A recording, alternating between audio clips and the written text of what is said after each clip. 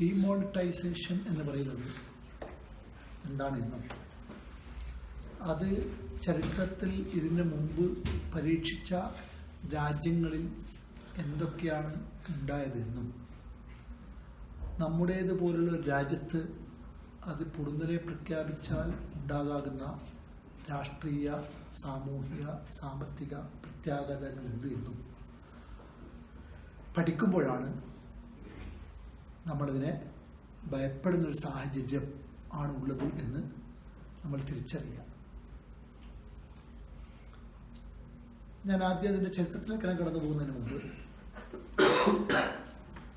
ഇതിൻ്റെ രാഷ്ട്രീയ, സാമൂഹിക സാമ്പത്തിക വിഷയം പറയുന്നതിന് മുമ്പ് പ്രത്യാഘാതങ്ങളാണ് ഞാൻ ആദ്യം പറയാൻ ഉദ്ദേശിച്ചത്. അതാണ് ദൂരവ്യാപകമായിട്ടുള്ളത്. എന്നെ സംബന്ധിച്ച് ഞാൻ ദൂരവ്യാപകമായ പ്രത്യാഘാതമായി കാണുന്ന അതാണ്. നമുക്കറിയാം, ഒരു പൊളിറ്റിക്കൽ സിസ്റ്റം എന്ന് പറഞ്ഞാൽ ഒരു സോഷ്യൽ കോൺട്രാക്റ്റാണ്.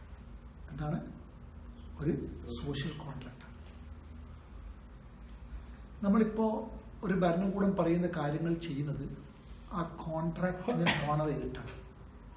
എന്താണ്? അല്ലേ? നമ്മൾ തിരഞ്ഞെടുത്ത ഭരണകൂടം നമ്മൾ പറയുന്ന കാര്യം നമ്മൾ അനുസരിക്കുന്നത് ആ കോൺട്രാക്റ്റിനെ ഓണർ ചെയ്തുകൊണ്ടാണ്.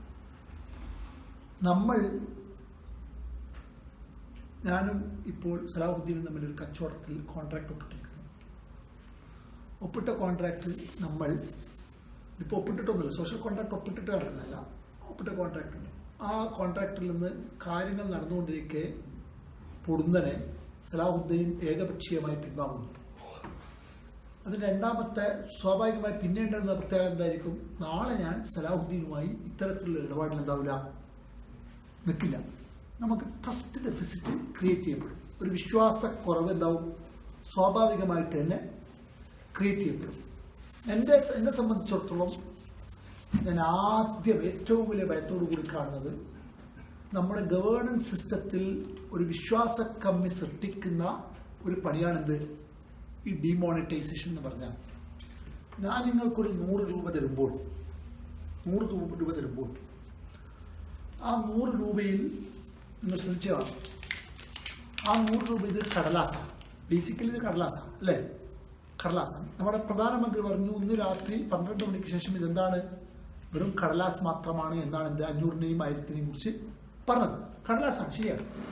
ഈ കടലാസിന് ഒരു മൂല്യം വരുന്നുണ്ട്. ആ മൂല്യം വരുന്നത് എവിടെയാണെന്ന് വെച്ചാൽ, നമ്മൾ ഈ കടലാസിന് തുല്യമായ സ്വർണം ഗവൺമെന്റ് ഗ്യാരണ്ടി ചെയ്യുന്നത് കൊണ്ടും, ഈ കടലാസിന് തുല്യമായ ഈ കടലാസല്ല, ഈ പൈസക്ക് തുല്യമായ സ്വർണം ഗവൺമെന്റ് ഗ്യാരണ്ടി ചെയ്യുന്നത് കൊണ്ടും, ആ ഗ്യാരണ്ടിയുടെ അടയാളപത്രമായി, സോഷ്യൽ കോൺട്രാക്റ്റിന്റെയും ഗ്യാരണ്ടിയുടെയും അടയാളപത്രമായിട്ട് ഇവിടെ റിസർവ് ബാങ്കിന്റെ ഗവർണർ എന്ത് ചെയ്യുന്നു, ഒപ്പുവെക്കുകയും ചെയ്യുന്നത് കൊണ്ടാണ് എന്താകുന്നത്, ഇതിന് ഇൻട്രിൻസിക് ആയിട്ടുള്ള മൂല്യം എന്താകുന്നത്, ഉണ്ടായിത്തീരുന്നത്. ഇത് വളരെ അടിസ്ഥാനപരമായി മനസ്സിലാക്കേണ്ടത്. അങ്ങനെയുള്ള ഒരു കോൺട്രാക്റ്റിൽ നിന്ന് ഒരു ഭരണകൂടം പൊടുന്നനെ ഒരു രാത്രിയിൽ ഇത് നാളെ കടലാസാണെന്ന് പറഞ്ഞാൽ അത് ഒരു ജനതയിൽ ഉണ്ടാക്കുന്നത്, ഒന്നാമതായി ഉണ്ടാക്കുന്നത് ട്രസ്റ്റ് ഡെഫിസിറ്റാണ്, വിശ്വാസ കമ്മി. നാളെ നമ്മൾ സൂക്ഷിക്കുന്ന, അങ്ങനെ ചരിത്രത്തിൽ സംഭവം ഞാൻ പറയാം, നാളെ നമ്മൾ സൂക്ഷിക്കുന്ന 2000-ന്റെ നോട്ടിനും 100-ന്റെ നോട്ടിനും 500-ന്റെ നോട്ടിനും ഒക്കെ ഇതേ സംഗതി വന്നുകൂടാ എന്നതിന് എന്ത് ഗ്യാരണ്ടിയാണുള്ളത് എന്നെന്താവും നമ്മളിൽ ഓരോ പൗരനും ചിന്തിച്ചു. സ്വാഭാവികമായും അത് ഒരു അരാജകാവസ്ഥയുടെ പ്രില്യൂഡ്, നാന്ദിയായിട്ടാണ് എന്താകുക, ഒരു ജനസമൂഹത്തിൽ പ്രവർത്തിക്കുക. വളരെ ഗൗരവതരപ്പെട്ട ഒരു പ്രശ്നമാണ്. രണ്ടാമത്തെ പ്രശ്നം എന്താണെന്ന് വെച്ചാൽ, ഇതിൻ്റെ നമ്മളുടെ വ്യവസ്ഥ ഒരു ഫെഡറൽ വ്യവസ്ഥയാണ്. അപ്പം ഞാൻ നേരത്തെ പറഞ്ഞ ഉദാഹരണം പറയാം. സെയർ എന്ന് പറയുന്ന രാജ്യം, എല്ലാ രാജ്യത്തും ഇത് നടപ്പാക്കിയ എല്ലാ രാജ്യങ്ങളെയും നോക്കിയാൽ, സോവിയറ്റ് യൂണിയൻ ഉണ്ടായിരുന്ന കാലത്ത് നടപ്പാക്കിയിരിക്കുന്നത്, അതുപോലെ തന്നെ മ്യാൻമറിൽ നടപ്പാക്കിയിരിക്കുന്നത്, വടക്കൻ കൊറിയയിൽ നടപ്പാക്കിയിരിക്കുന്നത്, സെയറിൽ ഈ നടപ്പാക്കിയ രാജ്യങ്ങളൊക്കെ ഡിക്റ്റേറ്ററിയൽ ആയിട്ടുള്ള രാജ്യങ്ങളായിരുന്നു. ഏകാധിപത്യമോ പട്ടാള ഭരണമോ സ്വേച്ഛാധിപത്യമോ ഒക്കെ നടക്കുന്ന, സമഗ്രാധിപത്യം ഒക്കെ നടക്കുന്ന രാജ്യങ്ങളിലാണ് പൊതുവെ എന്തായത് ഇത് നടന്നത്. 1990-ൽ, എനിക്ക് കുറച്ച് സമയം വളരെ കൃത്യമായിട്ടുണ്ട്, 1990 ജനുവരിയിലാണ് സോവിയറ്റ് യൂണിയൻ മിഖായിൽ ഗോർബച്ചോവ് എന്തായത്, ഇത് അവിടുത്തെ റൂബിൾ എന്തായത്, ഡിമോണിറ്റൈസ് ചെയ്തു. 1990 ജനുവരിയിൽ ഡിമോണിറ്റൈസ് ചെയ്തിട്ട് 1990 ആഗസ്റ്റ് സെപ്റ്റംബർ ആകുമ്പോഴേക്ക് റഷ്യ അന്നത്തെ സോവിയറ്റ് യൂണിയൻ മുഴുവൻ എന്താണ് പ്രക്ഷുബ്ധമാവുകയും സോവിയറ്റ് യൂണിയൻ എന്ന് പറയുന്ന രാജ്യം തന്നെ എന്താകുകയും ചെയ്തു, ശിഥിലമാവുകയും ചെയ്തു. ശിഥിലമാകുന്നിടത്തുള്ള ഒരു പ്രധാന കാരണങ്ങളിൽ ഒന്ന് സാമ്പത്തികമാണ്. എന്താണ്? സാമ്പത്തികം. മനസ്സിലാക്കണം ശരിക്കും. രണ്ടാമത് വേറൊരു രാജ്യത്ത് സെയർ എന്ന് പറയുന്ന രാജ്യം നടപ്പാക്കിയിരുന്നു. സെയർ എന്ന രാജ്യം നടപ്പാക്കിയപ്പോൾ ആളുകൾക്ക് അവരുടെ കറൻസിയിൽ വിശ്വാസക്കമ്മി ഉണ്ടായിട്ട് പിന്നെ സെയറിൽ ഉപയോഗിക്കപ്പെട്ടത് മുഖ്യമായിട്ടും ഡോളറായിരുന്നു. എന്തായാലും നമുക്കറിയാം വടക്കൻ കൊറിയയും മ്യാൻമറും ഒക്കെ എങ്ങനത്തെ രാജ്യങ്ങളാണ് നമുക്കറിയാവുന്ന രാജ്യങ്ങളാണ് അല്ലേ, ഏത് സ്വഭാവത്തിലുള്ള രാജ്യം. ആ രാജ്യങ്ങളിൽ പോലും വടക്കൻ കൊറിയയിൽ അവസാനിച്ചത് വടക്കൻ കൊറിയയിലെ കിംസുങ് എന്താ പേര് പ്രസിഡന്റ് ജനങ്ങളോട് മാപ്പ് പറഞ്ഞ് ശേഷം ധനകാര്യമന്ത്രി എന്തായി കൊന്നിട്ടാണ് ഈ പ്രശ്നം ഇത് സജസ്റ്റ് ചെയ്ത് ധനകാര്യമന്ത്രി എന്തായി കൊല്ലുകയായിരുന്നു ഇത് വടക്കൻ കൊറിയ ചെയ്തത്. മ്യാൻമറിൽ ജനകീയ പ്രക്ഷോഭങ്ങളിൽ വിദ്യാർത്ഥികളും ജനങ്ങളും കൂടി തെരുവിലിറങ്ങി അതിനെ അടിച്ചമർത്തുന്നതിന് പട്ടാളം നിഷ്ഠൂരമായ മാർഗങ്ങൾ ആവിഷ്കരിക്കുകയാണ് ഉണ്ടായത് എന്ന് പറഞ്ഞാൽ ഒരു രാജ്യത്തും ഡിമോണിറ്റൈസേഷൻ എന്ന് പറയുന്ന സംഗതി ചരിത്രത്തിൽ ഇത് ആവിഷ്കരിച്ച രാജ്യങ്ങളിലൊന്നും എന്തായിട്ടില്ല, വിജയിച്ചില്ല എന്ന് മാത്രമല്ല ഖയോസും അതുപോലെ തന്നെ കുഴപ്പവുമാണ് അത് സൃഷ്ടിച്ചിട്ടുണ്ടായിരുന്നത് എന്നാണ് ഇത് ചരിത്രം നമ്മെ പഠിപ്പിക്കുന്നത്. നമ്മുടെ രണ്ടാമത്തെ പ്രശ്നം നേരത്തെ പറഞ്ഞ ട്രസ്റ്റ് ഡെഫിസിറ്റ് ക്രിയേറ്റ് ചെയ്യുന്നതിന് പുറമെ ഞാൻ ആ ആംഗിളിലൂടെയാണ് വിഷയങ്ങളെ കൊണ്ടുപോകാൻ ആഗ്രഹിക്കുന്നത്. നമ്മുടെ ഒരു ഫെഡറൽ സിസ്റ്റമാണ് അല്ലേ, ഒരു ഫെഡറൽ സംവിധാനം. നമുക്ക് 29 സംസ്ഥാനങ്ങളുണ്ട്. നമ്മളെല്ലാം കേരളീയരാണ്. ഇപ്പം നമ്മൾ രാജ്യത്തെ പ്രധാനമന്ത്രി എന്ന് പറയുന്നത് നമ്മുടെ കേരളീയരിലെ ഒരു സീറ്റ് പോലും ഇല്ലാതെ കേരളീയർ ഇഷ്ടപ്പെട്ടിട്ടില്ലാത്ത ഒരു പ്രധാനമന്ത്രിയാണ് കേരളീയർക്ക് കിട്ടിയിരിക്കുന്നത് അല്ലേ. രാഷ്ട്രീയമായി പറഞ്ഞാൽ എന്നാണ് കേരളീയർ ഒരു നിലക്കും ഇഷ്ടപ്പെട്ടിട്ടില്ലാത്തൊരു പ്രധാനമന്ത്രിയാണ് എന്ത് കേരളത്തിന് നമ്മൾ അംഗീകരിക്കുന്നത്. എന്തുകൊണ്ടാണ്? ഒരു ഫെഡറൽ സിസ്റ്റം ആണ് നമ്മളിത്. അപ്പോൾ സ്വാഭാവികമായ ആ പ്രധാനമന്ത്രി എന്താണ്, രണ്ട് കാര്യങ്ങളാണ് പ്രധാനമന്ത്രി ഒരു പോളിസിപരമായ കാര്യങ്ങൾ ഇതാക്കുമ്പോൾ രണ്ട് കാര്യങ്ങളാണ് ചെയ്യേണ്ടത്. ഒന്ന്, എല്ലാ സംസ്ഥാനങ്ങളെയും വിശ്വാസത്തിലെടുക്കുന്ന രൂപത്തിലായിരിക്കണം എന്ത് ഒരു ഫെഡറൽ സിസ്റ്റത്തിൽ ചെയ്യേണ്ടത്. പ്രത്യേകിച്ച് പല സംസ്ഥാനങ്ങളിലും എന്താണ് നമ്മുടേതുപോലുള്ള പൊളിറ്റിക്കൽ സിസ്റ്റം പല സംസ്ഥാനങ്ങളിലും എന്തില്ല, വോട്ട് പോലും ഒരു സീറ്റ് പോലും കിട്ടാത്ത ഒരു ഭരണകൂടമാകുമ്പോൾ പ്രത്യേകിച്ചും എന്താവണം ചെയ്യണം. അല്ലാതെ ഇതിന് എന്താ ഉണ്ടാവുക, അതായത് നമ്മൾ ഇഷ്ടപ്പെടാത്തൊരു പ്രധാനമന്ത്രി വരികയും നമ്മളെ വിശ്വാസത്തിലെടുക്കാതെ തീരുമാനിക്കുകയും ചെയ്യുന്നു എന്ന് വരുമ്പോൾ എന്തുണ്ടാവും, നമ്മളിലെ വിഘടനവാദവും വേറിട്ട് പോകലിന്റെയും ഇത് പ്രവണതകൾ എന്താവും ശക്തിപ്പെടും. ഇത് രാഷ്ട്രീയമായി വളരെ ഗുരുതരമായ പ്രത്യാഘാത സ്വാഭാവികമാണുള്ളത്. സോവിയറ്റ് യൂണിയന്റെ കഥ ഞാൻ പറഞ്ഞല്ലോ, 90 ആഗസ്റ്റ് ആകുമ്പോഴേക്ക് 8 മാസം കൊണ്ട് അന്നത്തെ വൻശക്തിയായിരുന്നു ആര്, സോവിയറ്റ് യൂണിയൻ എന്ന് പറഞ്ഞാൽ ശിഥിലമായി. സൈനിക ശക്തി ഇല്ലാത്ത രാജ്യമല്ലല്ലോ സോവിയറ്റ് യൂണിയൻ, ശിഥിലമായി പോയി.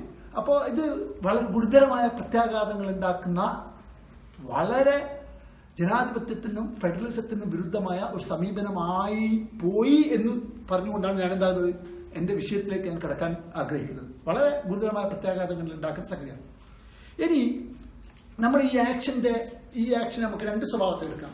ഒന്ന്, ഗുഡ് ഫെയ്ത്ത്, നല്ല ഉദ്ദേശത്തോടു കൂടി, നമുക്കത് തെളിവില്ല, പശ്ചാത്തല തെളിവുകളൊക്കെ നല്ല ഉദ്ദേശത്തോടു കൂടിയല്ല എന്നാണ് എന്ത് സൂചിപ്പിക്കുന്നത്. നല്ല ഉദ്ദേശത്തോടു കൂടി എടുത്ത തീരുമാനമാണെന്ന് നമുക്ക് എന്താകാം, for the sake of argument നമുക്ക് വകവെച്ചു കൊടുക്കാം. പക്ഷേ ഈ തീരുമാനം ഒരു തീരുമാനം എടുക്കുമ്പോൾ രണ്ട് ഭാഗങ്ങളുണ്ടാവും തീരുമാനം. ഒന്ന് പാസ്റ്റുമായി ബന്ധപ്പെട്ടത്, ഒന്ന് ഫ്യൂച്ചറുമായി ബന്ധപ്പെട്ടത് അല്ലേ. അത് കള്ളപ്പണം ഇല്ലാതാക്കുക എന്നുള്ളതാണ് എന്ത്, കള്ളപ്പണം ഇല്ലാതാക്കുക എന്ന് പറയുമ്പോൾ ഇതുവരെ ഉണ്ടായ കള്ളപ്പണം ഇല്ലാതാക്കലുണ്ട്, ഭാവിയിൽ ഉണ്ടാകുന്ന കള്ളപ്പണത്തെ തടയണം എന്നാവണം ലക്ഷ്യമായിരിക്കണം. അല്ലെങ്കിൽ ഡയാലിസിസ് പോലെ ഇപ്പോൾ കടക്കിടക്ക് മണി എന്താണ്ട് വരൂ, ക്യാൻസൽ ആക്കേണ്ടി വരും. അപ്പം ഭാവിയിൽ ഉണ്ടാകുന്നത് തടയുകയും വേണം. പിന്നെന്താണ്, ഇപ്പോൾ ഇതുവരെ ഉണ്ടായ കള്ളപ്പണം ഇല്ലാതാക്കിയിട്ടാണ്. നമുക്ക് രണ്ടും പരിശോധിക്കണം. ഇതുവരെ ഉണ്ടായ കള്ളപ്പണം ഇല്ലാതാകുമോ, അത് ഇല്ലാതാകണമെങ്കിൽ എങ്ങനെ, ഇല്ലാതാകില്ലെങ്കിൽ എന്തുകൊണ്ട്, ഇത് നമ്മൾ മനസ്സിലാക്കണം. ഭാവിയിൽ ഉണ്ടാകുന്ന കള്ളപ്പണം തടയപ്പെടുമോ, അതായത് പ്രിവെന്റ് ചെയ്യപ്പെടുമോ എന്നും നമ്മൾ എന്താണ് പരിശോധിക്കണം. ഞാൻ ആദ്യം ഭാവിയിലേക്ക് കിടക്കാം, കാരണം പാസ്റ്റ് ഇസ് പാസ്റ്റ്. പാസ്റ്റിന്റെ കാര്യം നമുക്ക് ചർച്ച ചെയ്യാം. പാസ്റ്റ് നമുക്കിപ്പോൾ പലപ്പോഴും നമ്മുടെ കൺട്രോൾ ഏരിയയിൽ ഉള്ളതായിരിക്കില്ല. എന്ത്, ഇപ്പൊ ഒരു ഗ്ലാസ് പൊട്ടിയാൽ എനിക്ക് രണ്ട് ഏരിയ ഉണ്ട്. ഒന്ന് എനിക്ക് കൺട്രോൾ ചെയ്യാവുന്ന ഏരിയയും ഒന്ന് എനിക്ക് കൺട്രോൾ ചെയ്യാൻ സാധിക്കാത്ത ഏരിയയും. പൊട്ടിയ ഗ്ലാസ് എനിക്ക് എന്താ കഴിയില്ല, അത് അതേപടി ഗ്ലാസ്സാക്കി മാറ്റാൻ എനിക്ക് സാധിക്കില്ല. എൻ്റെ കൺട്രോൾ ഏരിയക്ക് പുറത്താണ്. ഗ്ലാസ് പൊട്ടിയതിൻ്റെ പേരിൽ ഞാൻ എൻ്റെ കുട്ടിയെ അടിക്കുന്നത് എനിക്കെന്താണ് എൻ്റെ കൺട്രോളുള്ള സംഗതിയാണ്. എന്നിട്ട് കുട്ടിയുടെ ബസ് നഷ്ടപ്പെടുന്നത് എൻ്റെ കൺട്രോളുള്ള സംഗതിയാണ്. എന്നിട്ട് എൻ്റെ ഓഫീസ് ടൈമിൽ വൈകുന്നത് എൻ്റെ കൺട്രോളുള്ള സംഗതിയാണ്. അവിടെ എന്താവണം? ഫ്യൂച്ചറുമായി ബന്ധപ്പെട്ട സംഗതി എന്ന് പറഞ്ഞാൽ നമ്മുടെ കൺട്രോളുള്ളതാണ്. പാസ്റ്റ് പലപ്പോഴും എന്തല്ല നമ്മളെ കൺട്രോളില്ല. പക്ഷേ ഈ വിഷയത്തിൽ പാസ്റ്റിനെ നമുക്ക് തിരുത്താൻ പറ്റുമെന്ന് നമുക്ക് നോക്കാം. ഓക്കെ, അപ്പോൾ രണ്ട് ഭാഗമുണ്ട്. അപ്പം നമ്മൾ ആദ്യം കള്ളപ്പണം എങ്ങനെയാണ് ഒരു ഒരു രാജ്യത്ത് എക്യുമുലേറ്റ് ചെയ്യപ്പെടുന്നത് മനസ്സിലാക്കണം. ഇത് നിസ്സാരമായ സംഗതിയല്ല. നമ്മുടെ നാട്ടിൽ കള്ളപ്പണം എക്യുമുലേറ്റ് ചെയ്യപ്പെടുന്നത് 4 രൂപത്തിലാണ്. 4. ഒന്ന്, ഫസ്റ്റ് ഓഫ് ഓൾ കറപ്ഷനാണ്, അല്ലേ? കറപ്ഷൻ നമ്മൾ ബ്രൈബ് കൊടുക്കുമ്പോൾ, ബ്രൈബ് എന്ന് പറഞ്ഞാൽ മനസ്സിലായി എന്തായാലും പറയാം, കൈക്കൂലി. കൈക്കൂലി കൊടുക്കുമ്പോൾ നമ്മൾ ചെക്കിലല്ലല്ലോ കൊടുക്കുന്നത്. ആരെങ്കിലും കൈക്കൂലി ചെക്കി കൊടുക്കില്ല. ചെക്ക് എഴുതിയിട്ട് കൈക്കൂലി കൊടുക്കുന്ന ആരെങ്കിലും ഉണ്ടോ? ഇല്ല. എന്താ കൊടുക്കുക? ക്യാഷ് ആയിട്ടാണ് കൊടുക്കുക. ക്യാഷ് ആയിട്ട് എന്താവുള്ളൂ? സ്വീകരിക്കുള്ളൂ. നമ്മുടെ നാട്ടിൽ കൈക്കൂലി ഇപ്പൊ ഈ ഡിമോണിറ്റൈസേഷനിലൂടെ കൈക്കൂലി എന്ന് പറയുന്ന സംഗതി നിർത്തലാവുമോ? നിങ്ങൾ വിശ്വസിക്കുന്നില്ല കൈക്കൂലി നിർത്തലാവും? കൈക്കൂലി നിർത്തലാവില്ല എന്നുള്ളതിന് ഇപ്പം തന്നെ തെളിവെന്ന് വെച്ചാൽ ഇന്നലെ ഇത് നടന്നുകൊണ്ടിരിക്കെ മെഞ്ഞാന്ന് ഗുജറാത്തിലെ പോർട്ട് ഓഫീസിൽ 2.25 ലക്ഷത്തിന്റെ കൈക്കൂലി വാങ്ങുന്നത്. അത് 2000 പുതിയ നോട്ടിൽ 2.25 ലക്ഷത്തിന്റെ കൈക്കൂലി വാങ്ങുന്നത് എന്തായി? ഇന്ന് മഹാരാഷ്ട്രയിൽ എന്തായിരിക്കുന്നത്? അപ്പൊ കൈക്കൂലി എന്ന് പറയുന്ന സംഗതിയാണ് കള്ളപ്പണത്തിന്റെ ഒരു പ്രധാന സോഴ്സ്. കൈക്കൂലി എന്ന് പറയുന്ന സംഗതി ഇന്ത്യയിലെ ഏറ്റവും മുകളിലെ മുതൽ താഴെ വില്ലേജ് ഓഫീസിൽ വരെ എന്താണ് ട്യൂണിന് വരെ കൈക്കൂലി കൊടുക്കേണ്ട ഒരു സാഹചര്യം ഉണ്ടാകുന്നു, നിലനിൽക്കുന്നു. അവിടെ അതില്ലാതാക്കുന്ന ഒരു തൊഴിൽ സംസ്കാരം സൃഷ്ടിക്കാതെ നമുക്ക് കള്ളപ്പണം ഉണ്ടാവില്ല, തടയാൻ സാധിക്കില്ല എന്നുള്ളത് ക്ലിയർ. അപ്പൊ കൈക്കൂലിയാണ് ഒന്നാമത്തെ. രണ്ടാമത്തെ കള്ളപ്പണം വരുന്ന വഴി ഏതാണ്? സ്മഗ്ലിംഗ്. എല്ലാം നമ്മൾ സ്മഗ്ലിംഗ്, പ്രത്യേകിച്ച് ഗോൾഡ്, അല്ലേ? ഗോൾഡ് സ്മഗ്ലിങ്ങിലൂടെയാണ്. ഈ ഗോൾഡ് സ്മഗ്ലിംഗ് എന്ന് പറയുന്നത് എന്തുകൊണ്ടുണ്ടാകുന്നത്? ഗോൾഡിന്റെ പ്രൈസിൽ പാരിറ്റി, ഇന്റർനാഷണൽ ബുള്ളിയനിലുള്ളതും ഇന്ത്യൻ മാർക്കറ്റിലുള്ളതിന്റെ വ്യത്യാസം കൊണ്ടാണ് എന്ത് ഗോൾഡ് എന്താകുന്നത് സ്മഗിൾ ചെയ്യപ്പെടുന്നത്. അതായത് ഇവിടെ ഇന്ത്യയിൽ വില കൂടുതൽ കിട്ടും, മറ്റേത് വില കുറവാണ് എന്നതുകൊണ്ടാണ് ട്രേഡ് എന്ന് പറയുന്നത് അടിസ്ഥാനപരമായിട്ട് വില കുറഞ്ഞെടുത്ത് നിന്ന് വാങ്ങി വില കൂടിയെടുത്ത് വെക്കലാണ് ട്രേഡ്. അപ്പൊ അത് രാജ്യാതിർത്തികൾ കിടക്കുമ്പോൾ, രാജ്യത്തിന്റെ അതിർത്തി കിടക്കുമ്പോൾ എന്താണ് ടാക്സ് കൊടുത്തിട്ട് നമ്മൾ എന്താവും പാരിറ്റി ഉണ്ടാക്കും. ടാക്സ് കൊടുത്തിട്ട് പാരിറ്റി ഉണ്ടാക്കും, അതായത് തുല്യത ഉണ്ടാക്കും, അല്ലെങ്കിൽ തുല്യതയേക്കാൾ കൂടുതൽ ഉണ്ടാക്കും. അപ്പോൾ ടാക്സിനെ ഇവൈഡ് ചെയ്താലും കടത്തി വരുമ്പോൾ ടാക്സ് ഇവൈഡ് ചെയ്തിട്ട് ഗോൾഡ് സ്മഗിൾ ചെയ്യുമ്പോഴാണ് എന്താകുന്നത് കള്ളപ്പണം എന്താകുന്നത് കൂടുന്നത്. ക്ലിയർ ആണല്ലോ? ആ കള്ളപ്പണം അങ്ങനെ കള്ളപ്പണം എക്യുമുലേറ്റ് ചെയ്ത് ഇല്ലാതാക്കണമെങ്കിൽ എന്ത് വേണം? തുല്യത എന്ന് പറയുന്ന സംഗതി. അതായത് ഇന്റർനാഷണൽ ആയിട്ടുള്ള ബുള്ളിയനിലും ഇന്ത്യയുടെ ലോക്കൽ മാർക്കറ്റിലുമുള്ള ഗോൾഡിന്റെ വില എന്താവണം? എപ്പോഴും ഇന്റർനാഷണൽ മാർക്കറ്റിനനുസരിച്ച് അഡ്ജസ്റ്റ് ചെയ്തുകൊണ്ടേ ഇരിക്കുക. അപ്പൊ എന്താവും? അത് ഗോൾഡ് സ്മഗിൾ ചെയ്യുന്ന സാഹചര്യം ഇല്ലാതാവും. രണ്ടാമത്തെ വഴി. അതിപ്പോ നിലവിലായി ചെയ്തിട്ടുണ്ടോ നമ്മുടെ ഗവൺമെന്റ്? ചെയ്തിട്ടില്ല. അതായത് കള്ളപ്പണം കടന്നു വരുന്ന ഔട്ട്ലെറ്റുകളൊക്കെ അതേപോലെ തുറന്നു വെച്ചിരിക്കുന്നത്. എന്നിട്ട് നമ്മൾ എന്താവുന്നു? പാസ്റ്റിനെ കൺട്രോൾ ചെയ്യാൻ വേണ്ടി ശ്രമിക്കും. പാസ്റ്റിനെ കൺട്രോൾ ചെയ്യാൻ കഴിയുമെന്ന് നമുക്ക് നോക്കാം. അതായത് ഒരു ഓട്ടയുള്ള പാത്രമാണ് ഇവിടുന്ന്. ആ ഓട്ടയുള്ള പാത്രത്തിന്റെ ഓട്ട അടക്കാതെ നമ്മൾ വീണ്ടും വെള്ളം ഒഴിച്ചുകൊണ്ടിരുന്നത് എന്താ ചെയ്യുക? വെള്ളം അങ്ങനെ പോയിക്കൊണ്ടിരിക്കും, അല്ലെ? അതല്ല എന്നതുപോലെയുള്ള സമീപനമാണ് നമ്മുടെ ഗവൺമെന്റ് സ്വീകരിച്ചിരിക്കുന്നത് സൂചിപ്പിക്കാനാണ് ഞാൻ പറയുന്നത്. മൂന്നാമത്തെ സോഴ്സ് എന്താ? മൂന്നാമത്തെ സോഴ്സ് കറൻസിയിലുള്ള currency adjustment factor. CAF currency adjustment factor എന്ന് പറഞ്ഞാൽ നമ്മുടെ ലോക്കൽ മാർക്കറ്റിൽ ഇന്ത്യൻ രൂപക്ക് കിട്ടുന്ന വിലയേക്കാൾ കുറവാണ് എന്ത് ഇന്റർനാഷണൽ മാർക്കറ്റിൽ, കറൻസി മാർക്കറ്റിൽ. അപ്പൊ സ്വാഭാവികമായി എന്ത് ചെയ്യും ആളുകൾ? എന്ത് ചെയ്യും? നമ്മൾ കറൻസി മാറ്റിയിട്ട് ആ ബിസിനസ് ഇന്ത്യയിൽ ഡൊമസ്റ്റിക് മാർക്കറ്റിൽ നടത്തുമ്പോൾ എന്താവും? നമുക്ക് കുറച്ച് പൈസ ആ വകയിൽ ഉണ്ടാക്കാൻ പറ്റും. അതും കള്ളപ്പണം ടാക്സ് കൊടുക്കാതെ നിൽക്കുന്ന കള്ളപ്പണത്തിന്റെ സോഴ്സാണ്. നാലാമത്തെ സോഴ്സാണ് വലിയ സോഴ്സ്, ഇപ്പോൾ നമ്മൾ ഭയപ്പെടുന്ന സോഴ്സ്.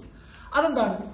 Tax evasion. കച്ചവടക്കാർ, നമ്മുടെ നാട്ടിലെ കച്ചവടക്കാർക്ക്, വ്യവസായികൾ, കച്ചവടക്കാർ, ചെറുകിട കച്ചവടക്കാരൊക്കെ ടാക്സ് കൊടുക്കാതെ എന്താവും? 2 ബുക്കാണ് നമ്മുടെ നാട്ടിലെ കച്ചവടത്തിന്. നിങ്ങൾ കച്ചവടത്തിന്റെ, ഞാൻ കച്ചവടം ചെയ്തിട്ടില്ല, പക്ഷെ 2 ബുക്ക് എന്നാണ് പറയാ. 2 ബുക്ക്. ഒന്ന് ടാക്സ്, ഇൻകം ടാക്സുകാർക്ക് കാണിക്കാനുള്ള ഒരു ബുക്കുണ്ട്. അത് നമ്മളെ റിയൽ കച്ചവടമല്ല, ഇൻകം ടാക്സുകാർക്കുള്ള കച്ചവടത്തിന്റെ പുസ്തകം. രണ്ടാമത്തെ ബുക്ക് നമ്മളെ ശരിയായ പ്രോഫിറ്റ് ആൻഡ് ലോസ് കണക്കാക്കാൻ വേണ്ടിയിട്ടുള്ള ഒരു ബുക്ക്. 2 ബുക്കുണ്ട് നമ്മൾ. എല്ലാ കച്ചവട സ്ഥാപനങ്ങളും വ്യവസായശാലകളിലും ഇന്ത്യയിൽ 2 ബുക്ക് എന്ന് പറയുന്ന സംഗതിയുണ്ട്. ഇവിടെ ഒന്ന് 2 ബുക്കുണ്ട്. ടാക്സ് ഇല്ലാത്തതുകൊണ്ട് ഒറ്റ ബുക്ക് നമ്മുടെ നാട്ടിൽ 2 ബുക്കാണ്. ആ കച്ചവടക്കാർ ടാക്സ് കൊടുക്കുന്നില്ല, വ്യവസായികൾ ടാക്സ് കൊടുക്കുന്നില്ല. അങ്ങനെ ടാക്സ് കൊടുക്കാതെയുള്ള അക്യുമുലേറ്റഡ് ആയിട്ടുള്ള പണം, ഇതാണ് വേറൊരു സോഴ്സ് അല്ലേ? ക്ലിയർ അല്ലേ? 4 സോഴ്സ് ഇതാണ്. ഇതല്ലാത്ത സോഴ്സ് നമുക്ക് കാണില്ല. എന്തുകൊണ്ട് കച്ചവടക്കാർ ടാക്സ് കൊടുക്കുന്നില്ല എന്നത് ഗവൺമെന്റ് കൂടി ഇൻട്രോസ്പെക്ഷന് വിധേയമാക്കേണ്ട ഒരു വിഷയമാണ്. എൻ്റെ ഒരു ഭയം, ഞാൻ ടാക്സ് കൊടുക്കണം എന്നുള്ള അഭിപ്രായക്കാണ്. ഗവൺമെന്റ് ഒരുപാട് സർവീസുകൾ നമുക്ക് തരുന്നുണ്ട്. നമ്മളെ മാത്രം ചിന്തിച്ചാൽ പോരാ, നമ്മൾ മൊത്തം സമൂഹത്തെക്കുറിച്ച് ചിന്തിക്കണം.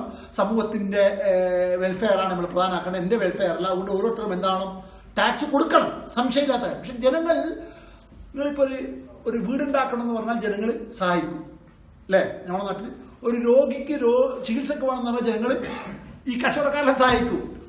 ഓക്കെ, ഒരു ആൾക്കാരുടെ വിവാഹം, സമൂഹ വിവാഹം നടത്തണം എന്ന് പറഞ്ഞാൽ അതിനെന്താവും, വിവാഹത്തിന് വേണ്ടി സഹായിക്കും. പക്ഷെ ഇതെങ്ങനെയെല്ലാം സഹായിക്കുന്ന ജനങ്ങൾ ആ രാജ്യത്തിന് എന്തുകൊണ്ട് ടാക്സ് കൊടുക്കാൻ മടിക്കുന്നു? ഇതൊരു ശരിക്കും ചോദിക്കേണ്ട ചോദ്യമാണല്ലോ. ജനങ്ങൾക്ക് ചെലവഴിക്കാൻ മടിയില്ല എന്നാണ്. ഇപ്പം ഞാനൊരു എക്സാമ്പിൾ പറയാം. ഞാനിപ്പോൾ ബെബിനോട് പറഞ്ഞിട്ടുള്ളൂ, നമ്മളിവിടെ ചെറിയൊരു ഒരുമ എന്നുള്ള പരിപാടി ഉണ്ട്. എന്ത് നിങ്ങൾക്കെല്ലാം അറിയാലോ? ഒരുമ എന്ന് പറഞ്ഞ സംഗതി 1.5 ദിനാറാണ് കൊല്ലത്തിൽ അല്ലേ? പക്ഷെ നമ്മുടെ ആളുകൾക്കുള്ള ഒരു അനുഭവം എന്താ പറയുക, ഈ 1.5 ദിനാറിന് ആളുകൾക്ക് ഒരു മടിയുമില്ല. ആളുകൾ വളരെ നല്ല, എന്തുകൊണ്ട് ആളുകൾ ഇത് 25, നമുക്ക് 25, ആ ഒരുമയിൽ 25,000 മെമ്പർമാരുണ്ടെന്ന് കണക്കാക്കുന്നത്. 25,000 ആയത് നമ്മൾ 26,000 കണ്ടിട്ട് 6,000 ആൾ തള്ളിയതുകൊണ്ടല്ല, നമ്മൾ അത്ര ആളെ കാണുന്നുള്ളൂ, കാണാൻ സാധിക്കുന്നുള്ളൂ എന്നുള്ളതുകൊണ്ടാണ്. ഒരു ഉദാഹരണം പറയാം. പക്ഷെ ആളുകൾ അതിനോട് വളരെ ക്രിയാത്മകമായി പ്രതികരിക്കും. ഞാനൊരു സാമ്പിളിങ്ങിന് വേണ്ടി പറയാണ്. എന്തുകൊണ്ട് പ്രതികരിക്കുന്നു? ആളുകൾക്ക് ഇൻഡിവിജ്വലായിട്ട്, നമ്മളിപ്പോൾ എന്ത് സാമൂഹ്യ പ്രതിബദ്ധതയുടെ കാര്യം പറഞ്ഞാൽ, ദേശീയതയുടെ പറഞ്ഞാൽ, ഓരോരുത്തർക്കും അവനവൻ എന്ത് കിട്ടും എന്നുള്ളത് അവനവൻ ചിന്തിക്കുന്നുണ്ട് അല്ലേ? അവനവൻ്റെ കുടുംബത്തിന് എന്ത് കിട്ടും എന്നുള്ളത് ചിന്തിക്കുന്നുണ്ടാവും. അപ്പോൾ ആളുകൾ അതുകൊണ്ട് എന്താ, അവർക്ക് എന്തോ കിട്ടുന്നു എന്നൊരു ഫീലിംഗ് ഉള്ളതുകൊണ്ട് അതുകൊണ്ട് ഏറ്റവും നന്നായിട്ട് എന്താവുന്നു, സഹകരിക്കുന്നു. ആളുകൾക്ക് കൊടുക്കാൻ ഒരു മടിയുമില്ല. 1.5 ദിനാർ എന്ന് പറയുമ്പോൾ ഒരു പ്രയാസമില്ലാണ്ട് കൊടുക്കുന്നു അല്ലേ? ക്ലിയർ അല്ലേ?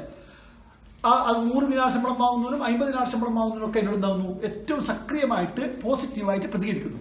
കാരണം they do have A feeling that this system delivers something for them. അവർക്ക് എന്തോ ഈ സിസ്റ്റം നൽകുന്നു എന്നൊരു ഫീലിംഗ് ജനറേറ്റ് ചെയ്യുന്നതാണ്. നമ്മുടെ ടാക്സ് സിസ്റ്റത്തിൽ പ്രത്യേക പൗരന് ഒരു രാജ്യം, ഇപ്പം നമ്മുടെ അമേരിക്കയിലൊക്കെ ടാക്സ് നമ്മളെക്കാൾ കൂടുതലാണ്. ശരിക്കും അമേരിക്കയിലൊക്കെ ടാക്സ് നമ്മളെക്കാൾ കൂടുതൽ. പക്ഷേ ടാക്സ് റിട്ടേൺ എന്ന് പറയുന്നത് വളരെ വ്യവസ്ഥാപിതമായിട്ട് നടക്കുന്ന സംഗതിയാണ് അമേരിക്ക. നമുക്ക് എല്ലാ രാജ്യങ്ങളും പഠിക്കാനുള്ള കാര്യങ്ങൾ പഠിക്കണമല്ലോ. നമ്മുടെ നാട്ടിൽ സിസ്റ്റം തന്നെ ശരിക്കും നമ്മൾ ടാക്സ് കൊടുക്കുന്നുണ്ട്. 30% ടാക്സ് മിനിമം നമ്മളെല്ലാവരും കൊടുക്കുന്നുണ്ട്. നമ്മൾ അറിയാം, ഇൻഡയറക്റ്റ് ടാക്സാണ്. എന്താണ്? 2 തരം ടാക്സ് ഉണ്ട്. ഒന്ന് ഇൻഡയറക്റ്റ് ടാക്സ് ഉണ്ട്, ഒന്ന് ഡയറക്റ്റ് ടാക്സ് ഉണ്ട്. ഇൻഡയറക്റ്റ് ടാക്സ് നമ്മൾ 30%. നമ്മളിപ്പോൾ പെട്രോൾ വാങ്ങുമ്പോൾ 30 രൂപ എന്താണ്, ടാക്സാണ്. നമ്മൾ കാറ് റോഡിലെടുക്കുമ്പോൾ കാറിന് ടാക്സ് ഉണ്ട്. വാങ്ങുമ്പോൾ കാർ റോഡിൽ ഓടിക്കുമ്പോൾ നമ്മൾ എന്താകുന്നുണ്ട്, ടോൾ കൊടുക്കുന്നത് വേറെ ടാക്സാണ്. നമ്മൾ വാങ്ങുന്ന എല്ലാ കൺസ്യൂമബിൾ പ്രോഡക്റ്റിലും എന്തുണ്ട്, ടാക്സ് ഉണ്ട്. എല്ലാത്തിലും നമ്മളൊക്കെ മരണമല്ലാതെയുള്ള എല്ലാ സംഗതികളും നമ്മളെന്താണ്, ടാക്സ് കൊടുക്കുന്നുണ്ട്. പക്ഷെ അതിനോടൊപ്പം ഗവൺമെന്റ് ഡയറക്റ്റ് ടാക്സ് കൊടുക്കുന്നു. ഈ ഡയറക്റ്റ് ടാക്സ് എടുക്കുന്നിടത്ത് ഗവൺമെന്റ് എന്താകുന്നില്ല, പൗരൻ ഉദ്ദേശിക്കുന്ന സ്വഭാവത്തിലുള്ള സർവീസ് 2 സ്വഭാവത്തിൽ കിട്ടുന്നില്ല. ഒന്ന്, നമ്മൾ ടാക്സ് കൊടുക്കുന്ന നമ്മുടെ ഇൻഫ്രാസ്ട്രക്ചർ ആയിട്ടുള്ള ഫെസിലിറ്റീസ് ഇതാകുന്നതിന്, ഹോസ്പിറ്റൽസ്, വിദ്യാഭ്യാസ സ്ഥാപനങ്ങൾ, ഇങ്ങനെ എല്ലാ സൗകര്യങ്ങളും നമുക്ക് സബ്സിഡൈസ്ഡ് ആയിട്ട്, അല്ലെങ്കിൽ അതിന്റെ സുഖം ഉണ്ടല്ലോ. ആ പലപ്പോഴും ജനങ്ങൾ വിശ്വസിക്കുന്നത് വിദ്വേഷം പ്രചരിപ്പിക്കുന്നതിനും കലാപങ്ങൾ സൃഷ്ടിക്കുന്നതിനും അതുപോലെ തന്നെ ഉദ്യോഗസ്ഥന്മാരെ ഫാറ്റൻ ചെയ്യുന്നതിനും ഗവൺമെന്റ് എന്താവുന്നു, കാര്യമായി പണിയെടുക്കുന്നു. മറ്റ് ജനങ്ങൾക്ക് എന്തെങ്കിലും സർവീസ്, ജെന്യൂനായ സർവീസ് കൊടുക്കുന്നിടത്ത് 2 പേരും, ഒന്ന് സർവീസ് കിട്ടുന്നില്ല എന്നല്ലേ, 2 സർവീസ് കിട്ടുന്നുണ്ടെങ്കിൽ അതിനെന്ത് ചെയ്യണം, ബ്രൈബ് കൊടുക്കണം. നമ്മളെല്ലാം അല്ലെ ബ്രൈബ് കൊടുക്കണ്ടേ? ഈ ബ്രൈബ് എന്ന് പറയുന്നത് ടാക്സിന് പകരമായി വരുന്നത്, ടാക്സിന് പകരമായിട്ട്. അതായത് ഞാൻ ബ്രൈബ് കൊടുത്താലേ എനിക്ക് സർവീസ് കിട്ടുള്ളൂ എന്നുള്ളതാണ് വില്ലേജ് ഓഫീസ് മുതൽ അവിടം വരെ പോകുന്നത്. അപ്പൊ സ്വാഭാവികമായും ബ്രൈബറി ഉണ്ടായിരിക്കെ ടാക്സും കൂടും കൊടുക്കേണ്ടി വരുമ്പോൾ ഒരു ഡബിൾ ബർഡനായിട്ട് പൗരൻ എന്താവുന്നു തോന്നുന്നത് കൊണ്ടും, അതോടൊപ്പം തന്നെ ഗവൺമെന്റിന്റെ ഭാഗത്ത് നിന്ന് പൗരന് കിട്ടേണ്ട സർവീസ് ഉദ്ദേശിക്കുന്ന നിലവാരത്തിലല്ല എന്നതുകൊണ്ടുമാണ് എന്താകുന്നത്. അപ്പൊ ഈ 4 മേഖലകളിൽ ഗവൺമെന്റ് എന്താ വേണ്ടതുണ്ട്, ഗവൺമെന്റ് മറ്റേ ഈ തുളയുള്ള പാത്രം നിലനിർത്തിയിട്ട് ഇത് പാലൊഴിക്കുന്നതിന് പകരം ആദ്യം ഈ ദ്വാരം, ഹോൾ അടച്ചിട്ട് എന്താവണം, ഇത് കറക്റ്റ് ചെയ്യാൻ വേണ്ടി ശ്രമിക്കണം എന്നുള്ളതാണ് എൻ്റെ വ്യക്തിപരമായ ഈ വിഷയത്തിലെ അഭിപ്രായം. ഇനി പാസ്റ്റുമായിട്ട് ബന്ധപ്പെട്ട കാര്യം പറയാം. പാസ്റ്റുമായിട്ട് ബന്ധപ്പെട്ടിട്ട് എവിടെയാണ് കള്ളപ്പണം എങ്ങനെയാണ് സൂക്ഷിക്കപ്പെടുന്നത്? നമ്മൾ ശരിക്കും പഠിക്കണം. കള്ളപ്പണം എങ്ങനെയാണ് സൂക്ഷിക്കപ്പെടുന്നത്? കള്ളപ്പണം സൂക്ഷിക്കപ്പെടുന്നത് 4 രൂപത്തിലാണ്. അത് 4 രൂപത്തിലാണ്. അതെങ്ങനെയാണെന്ന് വെച്ചാൽ, ഒന്ന്, ഏറ്റവും കൂടുതൽ സൂക്ഷിക്കപ്പെടുന്നത് ഫോറിൻ ബാങ്കുകളിലാണ്. നമുക്കറിയാം, നമ്മുടെ മോഡി, പ്രധാനമന്ത്രി മോഡി തെരഞ്ഞെടുപ്പിന് മുമ്പ് ഏറ്റവും വലിയ അദ്ദേഹത്തിന്റെ തെരഞ്ഞെടുപ്പ് പ്രചരണത്തിന്റെ പ്ലാങ്ക്, നമ്മൾ പറയില്ല പ്ലാങ്ക് ആയിട്ട് വെച്ചത്, ക്യാമ്പയിന്റെ പ്ലാങ്ക് ആയിട്ട് വെച്ചത് വിദേശത്തെ ബാങ്കുകളിലുള്ള 1,65,000 658 മുതലാളിമാരുടെ പണക്കാരുടെ കയ്യിൽ അയക്കുന്ന ലിസ്റ്റ് ഉണ്ട്. ഗവൺമെന്റ് ലിസ്റ്റ് ഉണ്ട്. എന്ത്? ആ 658ഓളം ആളുകളുടെ ഇതായിട്ടുള്ള 1,65,000 കോടി രൂപ, 1,65,000 കോടി രൂപ അത് റിക്കവറി ചെയ്തിട്ട് ഓരോ ഇന്ത്യക്കാർക്കും 15 ലക്ഷം രൂപ വെച്ച് ബാങ്കിൽ ഇട്ട് കൊടുക്കുന്നു പറഞ്ഞിട്ടാണ് ആര് വന്നത്? നമുക്കെല്ലാവർക്കും ഓർമ്മ, നിങ്ങൾക്കെല്ലാം ഓർമ്മയുണ്ട്, എനിക്കെല്ലാം ഓർമ്മയുണ്ട്. ഇതാണ് അദ്ദേഹത്തിന്റെ തെരഞ്ഞെടുപ്പിലെ പ്രചരണത്തിന്റെ പ്ലാങ്ക് അതായിരുന്നു. ശരിയാണ്. അപ്പൊ ഫോറിൻ ബാങ്കിലാണ് ഏറ്റവും കൂടുതൽ, അത് കറക്റ്റാണ്. ഫോറിൻ ബാങ്കിലാണ് ഏറ്റവും കൂടുതൽ ഇന്ത്യയുടെ ഇതുള്ളത്. കള്ളപ്പണം ഏറ്റവും കൂടുതൽ സൂക്ഷിക്കപ്പെട്ടിരിക്കുന്നത് സ്വിസ് ബാങ്ക് ഉൾപ്പെടെയുള്ള പ്രധാനപ്പെട്ട സ്വിസ് ബാങ്കിൽ ആണ്. 1,65,000 കോടി രൂപ. ഇപ്പോഴത്തെ ആക്ഷൻ കള്ളപ്പണത്തിന്റെ ആ ഭാഗത്ത് ഏതെങ്കിലും നിലക്ക് ടച്ച് ചെയ്യോ? ഇല്ല, ടച്ച് ചെയ്യില്ല. ഇപ്പോഴത്തെ ആക്ഷൻ എഫക്റ്റീവ് ആണോ അല്ലെന്ന് പഠിക്കാനാണ്. രണ്ടാമതായി കള്ളപ്പണം സൂക്ഷിക്കപ്പെട്ടിരിക്കുക ഏറ്റവും കൂടുതൽ ഷെയർസിലാണ്. എവിടെയാണ്? കള്ളപ്പണക്കാർ ആരും പൈസയെ ഡെഡായിട്ട് വെറുതെ കിടക്കൂല. നമ്മളെ പോലത്തെ ആൾക്കാർ, പാവങ്ങളായ ആളുകൾ എന്താവും? പൈസ കള്ളപ്പണക്കാർ പൈസ എപ്പോഴും ചലിപ്പിച്ചുകൊണ്ടേ ഇരിക്കുന്ന ആളുകൾ. അങ്ങനെയാണ് ഒരു കള്ളപ്പണം എന്താണെന്ന് വർദ്ധിപ്പിച്ചുകൊണ്ടേ ഇരിക്കുന്നത്. രണ്ടാമതായി സൂക്ഷിക്കുന്നത് എവിടെയാണ്? രണ്ടാമതായിട്ട് സൂക്ഷിക്കുന്നത് ഷെയർസിലാണ്. ഇപ്പോഴത്തെ ആക്ഷൻ ഷെയർ മാർക്കറ്റിനെ ഒരു പരിധിയോളം തകർത്തു. അന്ന് തകർത്തു എന്നല്ലാതെ കള്ളപ്പണക്കാർക്ക് മാത്രമായിട്ട് ഏതെങ്കിലും നിലയ്ക്ക് ഇതാവോ? ഇല്ല. അവരെ മാത്രം ബാധിക്കുന്ന രൂപത്തിലല്ല ഷെയർ ഇടിഞ്ഞിരിക്കുന്നത്. ഷെയർ ഇടിഞ്ഞതുകൊണ്ട് എല്ലാവരും ബാധിച്ചു എന്നല്ല, പൊതുവായ എല്ലാവരെയും ബാധിച്ചു എന്നല്ലാതെ കള്ളപ്പണക്കാരുടെ പൈസയെ ഫ്ലഷ് ഔട്ട് ചെയ്യുന്നതിന് വേണ്ടിയിട്ടുള്ള ഒരു സമീപനമല്ല. നമുക്ക് എല്ലാവർക്കും ക്ലിയർ ആയിട്ട് അറിയാം. മൂന്നാമത് എവിടെയാണ് കള്ളപ്പണം സൂക്ഷിക്കുന്നത്? കള്ളപ്പണം മൂന്നാമതായി സൂക്ഷിക്കുന്നത് ഗോൾഡിലാണ്. എന്താണ്? ഗോൾഡ്. അതായത് പ്രഷ്യസ് മെറ്റൽസ് ആയിട്ടും, ഗോൾഡ് മാത്രമല്ല പ്രഷ്യസ് മെറ്റൽ ആയിട്ടും, മറ്റ് പ്ലാറ്റിനം അതുപോലെ പ്രഷ്യസ് മെറ്റൽ ആയിട്ടാണ് എന്ത് കള്ളപ്പണം സൂക്ഷിക്കപ്പെടുന്നത്. ആ പ്രഷ്യസ് മെറ്റലിൽ ഇപ്പോഴത്തെ ആക്ഷൻ ഏതെങ്കിലും നിലക്ക് ബാധിക്കുമോ? അഡ്വേഴ്സായിട്ട് അവരെ ഒരു നിലക്കും ബാധിക്കും. കള്ളപ്പണത്തിന്റെ നാലാമതായിട്ട് കള്ളപ്പണം സൂക്ഷിക്കപ്പെട്ടിരിക്കുന്നത് എങ്ങനെയാണ്? Real estate. എന്തായിട്ട്? റിയൽ എസ്റ്റേറ്റ്, ബിൽഡിങ്, ലാൻഡ്, ഇതൊക്കെ ആയിട്ടാണ് കള്ളപ്പണം സൂക്ഷിക്കപ്പെടുന്നത്.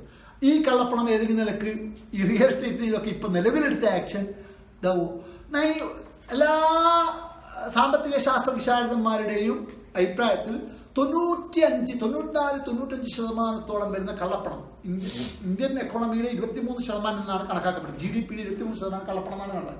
ഈ 23%-ൽ ഏതാണ്ട് ആ 23%-ന്റെ 18%, അതായത് മൊത്തം കള്ളപ്പണത്തെ 95%. 95%വും ഇങ്ങനെയാണ് സൂക്ഷിക്കപ്പെട്ടിരിക്കുന്നത്. പിന്നെ ഒരു 5% ഹവാലയായിട്ടും മണി ലോണ്ടറിംഗ് ആയിട്ടും കള്ളപ്പണം കറങ്ങുന്നുണ്ട് മാർക്കറ്റിൽ. അതില്ലാന്ന് പറഞ്ഞു 5%.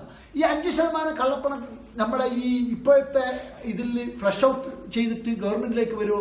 സാധ്യത വളരെ കുറവാണ്. കാരണം കള്ളപ്പണക്കാരൻ നമ്മളെക്കാളൊക്കെ എന്താണ്, ഞാൻ 2 ദിവസം ഞാൻ നാട്ടിൽ ഇതുമായിട്ട് ബന്ധപ്പെട്ട സമയത്ത് എൻ്റെ സിനിമയുടെ ആവശ്യത്തിന് നമ്മളൊരു സിനിമ ചെയ്യുന്നുണ്ട്, ഹദിയ എന്ന് പറഞ്ഞിട്ട്.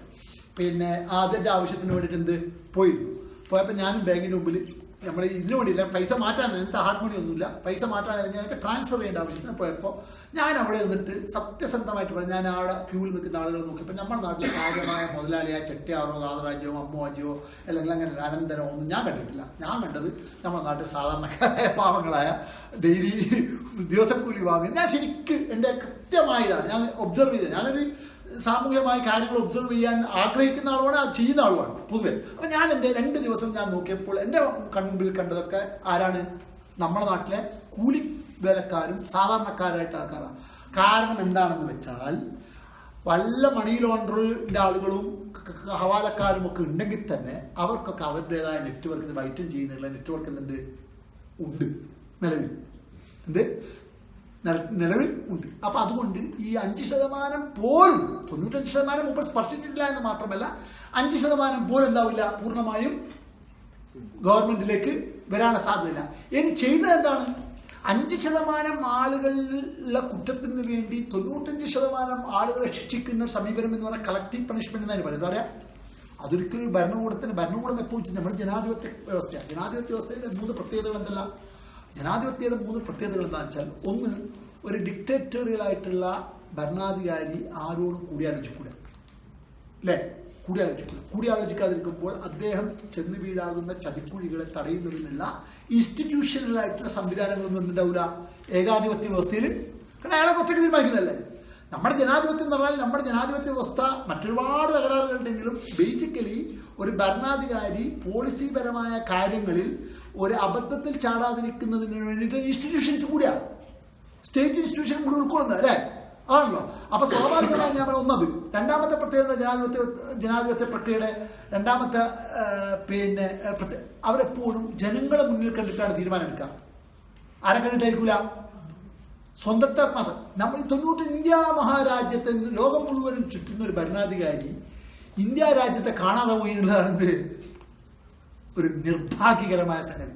10 മാസം കൊണ്ട് മോഡി 15 രാജ്യങ്ങൾ സന്ദർശിക്കുകയും, ഞാൻ പറയുന്നത് 10 മാസം കൊണ്ട് അദ്ദേഹം ഒരു ഇന്ത്യ മുഴുവൻ ഒന്ന് കാണാൻ തയ്യാറായിരുന്നെങ്കിൽ, ഇന്ത്യയുടെ ഗ്രാമപ്രദേശങ്ങൾ അദ്ദേഹം കാണാൻ തയ്യാറായിരുന്നെങ്കിൽ ഒരുപക്ഷെ ഇത്തരം സമീപനങ്ങൾ എടുക്കുന്നതിൽ എന്താവുമായിരുന്നു? അദ്ദേഹം എടുക്കില്ലായിരുന്നുള്ള കാര്യം. കാരണം 5% കിട്ടുമെന്ന എസംപ്ഷൻ, അത് എസംഷനാണ്. നിങ്ങൾ ഒന്ന് റിയാലിറ്റി എസംഷൻ ഉണ്ടാക്കി കാണാം.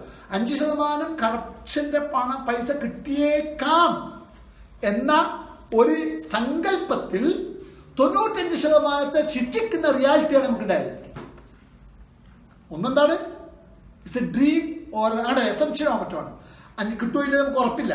പക്ഷേ 95% ആളുകൾ, അല്ലെങ്കിൽ 100% ആളുകളും ശിക്ഷിക്കപ്പെടുന്ന ഒരു റിയാലിറ്റിയാണ് നമ്മൾ എന്തായാലും ഉണ്ടായത്. അപ്പൊ കള്ളപ്പണം സൂക്ഷിക്കപ്പെടുന്നത് ഈ 4 രൂപത്തിലായിരിക്കെ നിലവിൽ അദ്ദേഹം എടുത്ത തീരുമാനം എന്തായിട്ടില്ല, അതുപോലും കിട്ടുന്നത് സഹായകമാവില്ല എന്നാണ് നിലവിലുള്ള ഇന്ത്യയിൽ നമ്മൾ കാണുന്ന സാഹചര്യത്തിൽ നമുക്ക് മനസ്സിലാക്കാൻ സാധ്യത. ഇനി അങ്ങനെയാണെങ്കിൽ എന്താണ് യഥാർത്ഥത്തിൽ ഇതിന്റെ പിന്നെ ഒബ്ജക്റ്റീവ്? ഈ ഒരു ഒബ്ജക്റ്റീവിനെ തന്നെയാണോ അദ്ദേഹം ചെയ്തത്, അല്ല ഇതൊരു വെറും ഒരു പുക പറയാണ്? ഇവിടെ നേരത്തെ നമ്മൾ ഗുഡ് ഫെയ്ത്തിന്റെ അടിസ്ഥാനത്തിലാണ് ഇതിൽ ചർച്ച ചെയ്തത് അദ്ദേഹം. പക്ഷേ ഗുഡ് ഫെയ്ത്തിന്റെ അടിസ്ഥാനത്തിലാണ് എന്ന് ഉറപ്പിച്ച് പറയാൻ കഴിയുന്ന സാഹചര്യം നിലവിലില്ല. കാരണം ഡാറ്റകൾ ഗുഡ് ഫെയ്ത്ത് നമുക്ക് വിശ്വാസത്തിലെടുക്കാൻ സമ്മതിക്കുന്നില്ല എന്നുള്ളതാണ് വസ്തുത. നമുക്ക് കിട്ടുന്ന ഡാറ്റകളുണ്ടല്ലോ, അത് നമ്മൾ വിശ്വാസത്തിലെടുക്കാൻ എന്താകുന്നില്ല, ഈ നടപടിയെ വിശ്വസിക്കാൻ നമ്മെ സഹായിക്കുന്നില്ല എന്നാണ് അവസ്ഥ. എന്താണ് ഡാറ്റ? ഞാൻ പറയാം. 3 ഡാറ്റകൾ പറയാം. ഞാൻ എൻ്റെ നിരീക്ഷണത്തിലുള്ള ഡാറ്റകൾ. ഒന്ന്, ഫസ്റ്റ് ഓഫ് ഓൾ ആദ്യം ഗുഡ് ഫെയ്ത്തിലെല്ലാം എന്ന് പറയാൻ കാരണം നമ്മളിപ്പോൾ ഈ മോഡി സർക്കാരിന്, മോഡിക്ക് 3 ഗുണങ്ങളുണ്ട്. എന്തെല്ലാം പറയാം? He's hard working. ഇന്ത്യ കണ്ട ഏറ്റവും കഠിനാധ്വാനം ചെയ്യുന്ന പ്രധാനമന്ത്രി ആരാണ്? മോഡിയാണ്. ഞാനതിന് അദ്ദേഹത്തിന് ഫുൾ മാർക്ക് കൊടുക്കും. കഠിനാധ്വാനിയാണ് ശരിക്കും. മോഡി നല്ലൊരു കമ്മ്യൂണിക്കേറ്ററാണ്. ഒരുപക്ഷെ ഇന്ത്യയിൽ നമ്മൾ മൻമോഹൻ സിംഗ് നമുക്കറിയാലോ, 4 ആളോട് വർത്തമാനം പറയാൻ പോലും എന്താവില്ല, കൊള്ളൂല. ആള് എഡ്യൂക്കേറ്റഡ് ആണ്, വളരെ ഇന്റലിജന്റ് ആണ്, ഒക്കെയാണ്. പക്ഷേ ജനങ്ങളുമായിട്ട് സംസാരിക്കാൻ മൻമോഹൻ സിംഗ് പോരായിരുന്നു. രാജീവ് ഗാന്ധി നന്നായി സംസാരിക്കുന്ന ആളായിരുന്നു, അല്ലെ? മോഡി നല്ല കമ്മ്യൂണിക്കേറ്ററാണ്. അത്. മൂന്നാമത്തത്, മോഡി നല്ലൊരു മാനിപ്പുലേറ്ററാണ്. സാഹചര്യങ്ങളെ അദ്ദേഹത്തിന് അനുകൂലമാക്കാൻ അദ്ദേഹം എന്താണ്, ഇന്ത്യയിലുള്ള ഏത് രാഷ്ട്രീയക്കാരെക്കാളും വിദഗ്ധനാണ്. 3 പ്രത്യേകതകൾ. അതോടൊപ്പം മോഡിക്ക് ഒരു പ്രധാനമന്ത്രിയുടെ ടെമ്പറാമെന്റിന് യോജിക്കാത്ത 3 സംഗതികൾ ഞാൻ മോഡിയുടെ വിഷയത്തിൽ പറയാം. മോഡി ഡിക്റ്റേറ്റോറിയലാണ്, ഏകാധിപത്യ പ്രവണതയുണ്ട്. അതുകൊണ്ടാണ് ഇദ്ദേഹം ഈ വിഷയത്തിൽ എന്തായത്, ഈ അബദ്ധത്തിൽ ചാടാനിടയാൻ. ഏകാധിപത്യ പ്രവണത ഗുജറാത്ത് മുഖ്യമന്ത്രി ആയിരിക്കെ തന്നെ അദ്ദേഹത്തിനുണ്ടായിരുന്നു. അതെല്ലാവരും നോട്ട് ചെയ്തതാണ്. നമ്മുടെ ഇന്ത്യയുടെ പ്രധാനമന്ത്രി നമ്മുടെ ഈ സൗഹൃദവേദിയുടെ ചർച്ച തുടങ്ങുമ്പോൾ അന്ന് ഞാനായിരുന്നു എന്ത് ചെയ്ത്, അന്ന് ഞാൻ പറഞ്ഞിരുന്നു അദ്ദേഹത്തിന്റെ ഈ പ്രധാനമന്ത്രിയുടെ ട്രൈറ്റ് വെച്ചിട്ട് ഡിക്റ്റേറ്റോറിയൽ ട്രൈറ്റ്, അതായത് ഏകാധിപത്യ പ്രവണതയുള്ള വ്യക്തിയാണ് ആര്? മോഡി. ഒന്ന്. രണ്ടാമത്തേത്, മോഡിയുടെ ബോഡി ലാംഗ്വേജ്. ഞാൻ എൻ്റെ നിരീക്ഷണം പറയാം, may be I am wrong, I wish to be wrong. അതായത് ഞാൻ തെറ്റാണെന്ന് ആഗ്രഹിച്ചുകൊണ്ട് പറയുന്ന കാര്യമാണ്. മോഡിയുടെ വ്യക്തിത്വത്തിൽ ആർദ്രതയുടെ, അനുതാപത്തിന്റെ, ദയയുടെ അങ്ങനത്തെ ഒരു ഇത് ഇല്ല, ട്രൈറ്റ് ഇല്ല അദ്ദേഹത്തിന്റെ. മറിച്ച് ഒരു കാലസ്നെസ്സിന്റെയും ക്രൂവാലിറ്റിയുടെയും ഒരു ട്രൈറ്റാണ് അദ്ദേഹത്തിന്റെ. ഗുജറാത്ത് കലാപത്തിന്റെ സമയത്തായാലും ഫേക്ക് എൻകൗണ്ടേഴ്സിന്റെ ഈ വിഷയത്തിലായാലും ഇപ്പം നടന്നുകൊണ്ടിരിക്കുന്ന ഡൽഹിയിലെ നജീബിന്റെ ഡിസപ്പിയറൻസ് ആയാലും അദ്ദേഹം ഒരു നിസ്സംഗനാണ് ആ വിഷയത്തിൽ. അല്ലെങ്കിൽ പിന്നെ ഭോപ്പാൽ എൻകൗണ്ടറുമായിട്ട് ബന്ധപ്പെട്ട ഒരു പ്രതികരണം പോലും ആണല്ലോ, ഇല്ലല്ലോ. ബീഫിന്റെ വിഷയത്തിൽ നടന്ന ആളുകളെ കൊല്ലുന്ന സംഗതി ആയാലും പിന്നെ അദ്ദേഹം അത്തരം വിഷയങ്ങളിൽ നടക്കുമ്പോൾ ഒരു ഭരണാധികാരിക്ക് പൗരന്റെ ജീവിതത്തിലും അഭിമാനത്തിലും ഒക്കെ ഉണ്ടാണ്. ഏത് പൗരനായാലും റിഗാർഡ്ലെസ് ഓഫ് നമ്മളെ ആശയങ്ങളോട് യോജിക്കുന്ന ആൾ തന്നെയാണെന്നില്ലല്ലോ. അത്തരം വിഷയത്തിൽ ഒരു ക്രൂരതയുടെ മുഖം ഉണ്ട് എന്ന് മാത്രമല്ല, ഒരിക്കൽ പോലും അനുതാപത്തിന്റെയോ ആർദ്രതയുടെയോ അല്ലെങ്കിൽ കാരുണ്യത്തിന്റെ അങ്ങനത്തെ ഒരു മുഖം അദ്ദേഹത്തിനില്ല. അദ്ദേഹത്തിന്റെ വ്യക്തിത്വത്തിൽ മാത്രമല്ല, അദ്ദേഹം മുമ്പേ അയാൾ സ്വന്തം ഭാര്യയെ ഒരു വിവരം പോലും പറയാതെ ഒരു കുടുംബം ഇന്ത്യ എന്ന് പറഞ്ഞാൽ 250 മില്യൺ കുടുംബം, 125 കോടി ജനങ്ങളും 250 മില്യൺ 25 കോടി കുടുംബമാണ് ഇന്ത്യ എന്ന് പറഞ്ഞത്.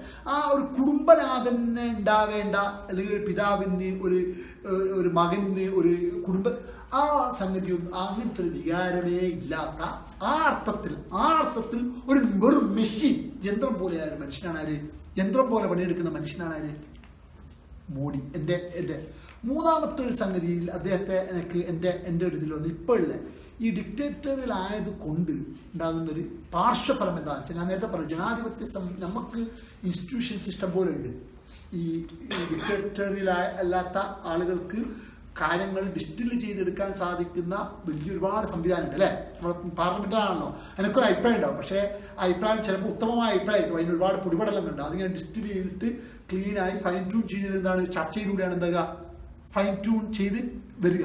അപ്പോൾ പക്ഷെ ഇദ്ദേഹത്തിന് ഡിക്റ്റേറ്ററിയൽ ആയിട്ടുള്ള ട്രേറ്റ് ഉള്ളത് കൊണ്ട് അദ്ദേഹം സ്റ്റുപ്പിഡിറ്റിയുടെ പിറ്റ്ഫോളിൽ വീഴാനുള്ള സാധ്യത എന്താണ് താരതമ്യേന മറ്റുള്ള ഭരണാധികാരികളെക്കാൾ കൂടുതലാണ്. ഈ മൂന്ന് സംഗതികൾ നമ്മൾ കൃത്യമായി മനസ്സിലാക്കണം. ഞാൻ പറയുന്നത് ഈ കള്ളപ്പണം ഇതാക്കുന്നതിന്റെ പിന്നിലെ ഒബ്ജക്റ്റീവ് എന്താണ്, ഇപ്പൊ ഈ ആക്ഷൻ എടുത്തതിന്റെ പിന്നിലെ ഒബ്ജക്റ്റീവ് ഞാൻ 4 ഒബ്ജക്റ്റീവാണ് കാണുന്നത്.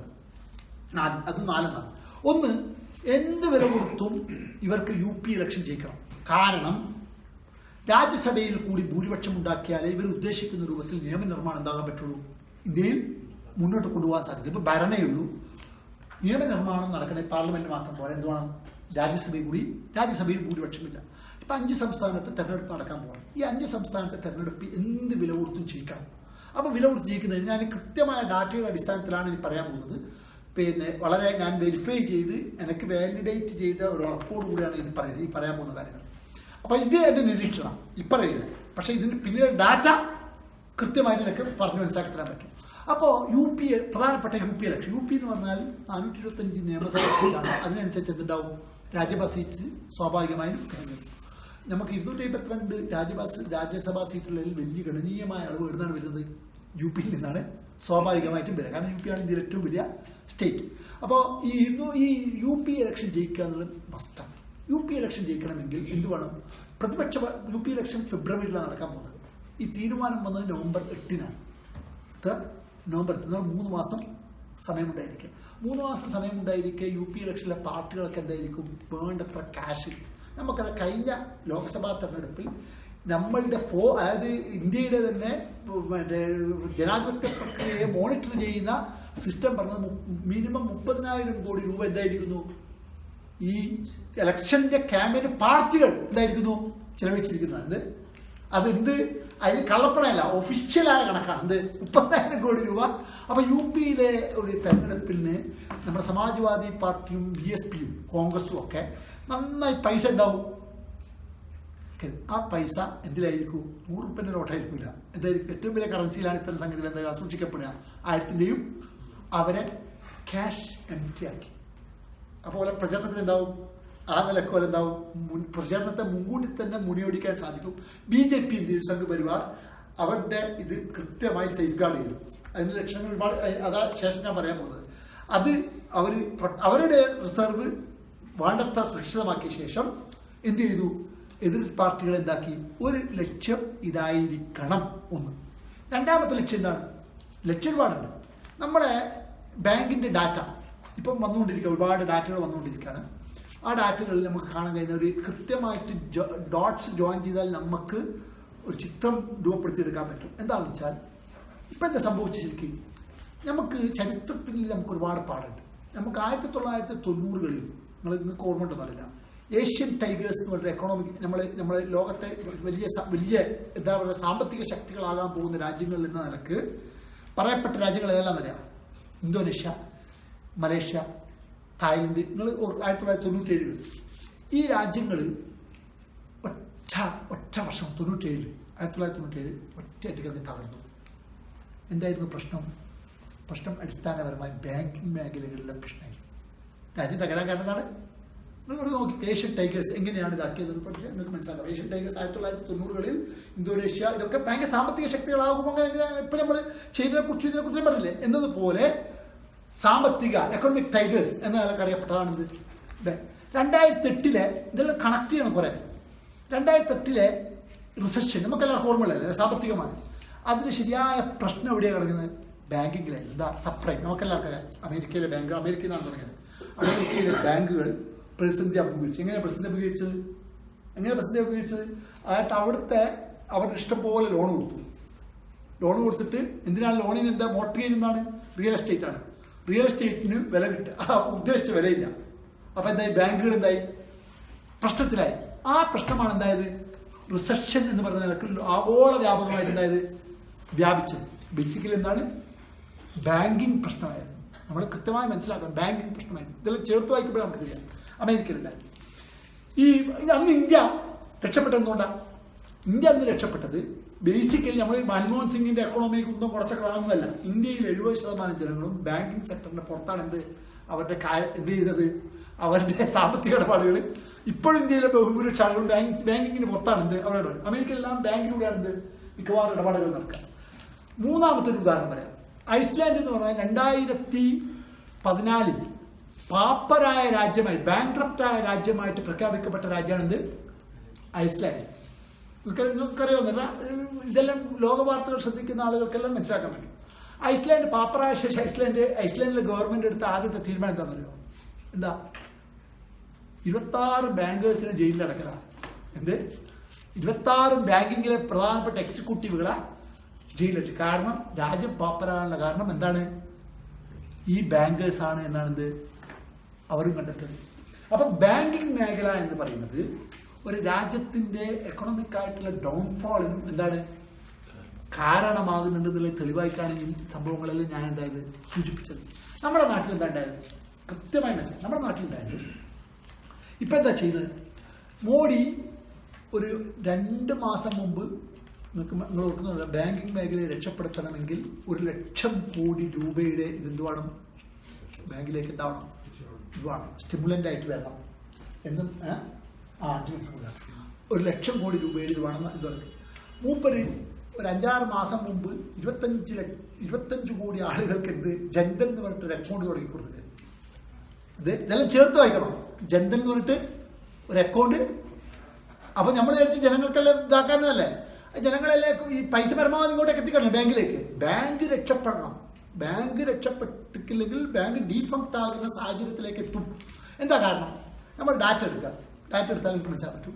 2011 മുതൽ 2015 വരെ ഉള്ള 15 നവംബർ വരെയുള്ള വിഡ്രോവൽസ്, ഇന്ത്യയിലെ മൊത്തം ബാങ്കുകളിൽ നിന്നുള്ള വിഡ്രോവൽസ്, നമ്മൾ ബാങ്കിൽ നിന്ന് പൈസ പിൻവലിക്കുന്നതിന്റെ കണക്ക് വെച്ച് നോക്കിയാൽ നിങ്ങൾക്ക് മനസ്സിലാക്കാൻ പറ്റും. ഇന്ത്യയിലെ ബാങ്കിൽ നിന്നുള്ള മൊത്തം ബാങ്കിൽ നിന്നുള്ള ഒരു കൊല്ലത്തെ വിഡ്രോവൽസ് എന്ന് പറയുന്നത് 1,00,000 കോടി, 95,000 കോടി, 1,10,000 കോടി, 1,05,000 കോടി ഇങ്ങനെ കാണാൻ സാധിക്കും. എന്ന് പറഞ്ഞാൽ ഒരു ഔട്ട്ലെയർ ഇല്ല. ഒരു ഏറെക്കുറെ എന്താണ് ഒരു ഹിസ്റ്റോഗ്രാം നമ്മൾ വരഞ്ഞാൽ ഏറെക്കുറെ അടുത്തടുത്ത് നിൽക്കുന്ന കുട്ടികളാണ് നമുക്ക് എന്താ കോലുകളാണ് കാണാം. നമ്മളങ്ങനെ പറയാം.